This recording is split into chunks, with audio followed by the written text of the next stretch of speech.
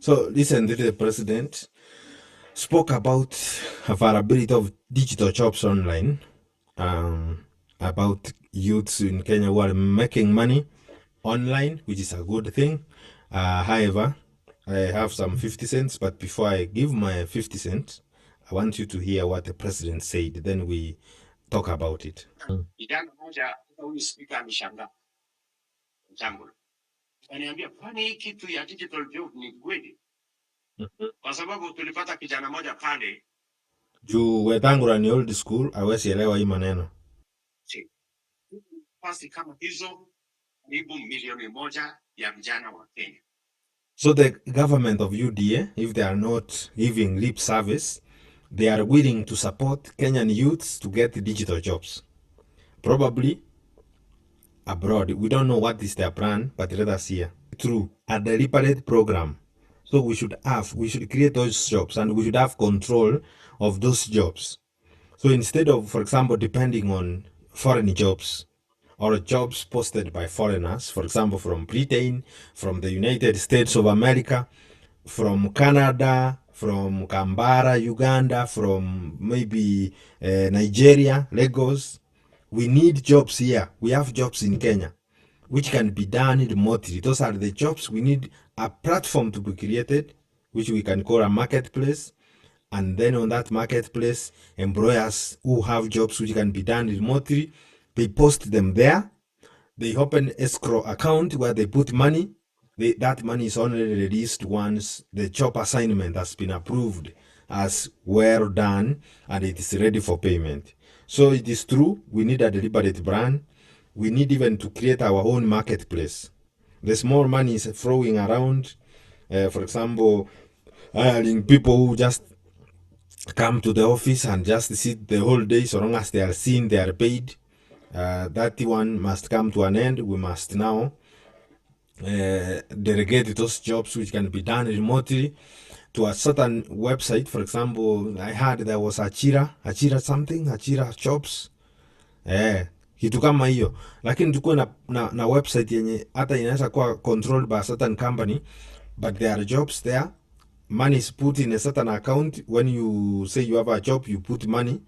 Then that money is released once you are satisfied with the output of that job assignment. For example, like now the issue of housing. For housing, things like designing those houses which are needed can be given to architects who are qualified but who do not have jobs. They can do them online or remotely, and that's an online job. That is one. People who want, for example, to advertise jobs, those jobs should be given to, for example, people who own websites which are popular. They have many followers, or the many leaders who lead the content on those websites. They should be given those advertisements. The issue of exporting labor is problematic because previously the previous governments were struggling to prevent brain drain. Brain drain is when we educate people like doctors, engineers, teachers, lawyers, and then we let them move out of the country, which means that we will lack people to work locally, because we have heard of cases of where we do not have enough teachers, for example, around the country. We don't have enough doctors. The doctor per patient ratio is a big problem. So I think the president should instead look for ways of attracting talent or retaining talent within the country, so that whenever people, for example, we have our own doctors here who are highly qualified, they don't have to go to Britain. Nurses don't have to go to Britain or the US or the Canada or Australia to work there, but they can be able to work here at home, so that our politicians and other leaders of organizations and maybe parastatals or agencies, they can be able to be treated right here at home, so that when you need, for example, cancer treatment, you don't have to go to India. You get treated for cancer here.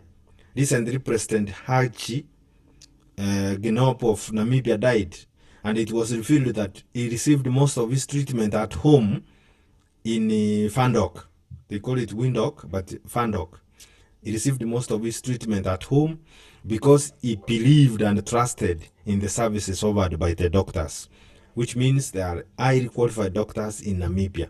They have not run out of the country, most likely. So let us, instead of exporting labor, let us see ways of using that labor within the country to provide more jobs, because if we have those highly qualified doctors, they will be able to continue even opening new health facilities within the country, and they will employ other doctors in those facilities.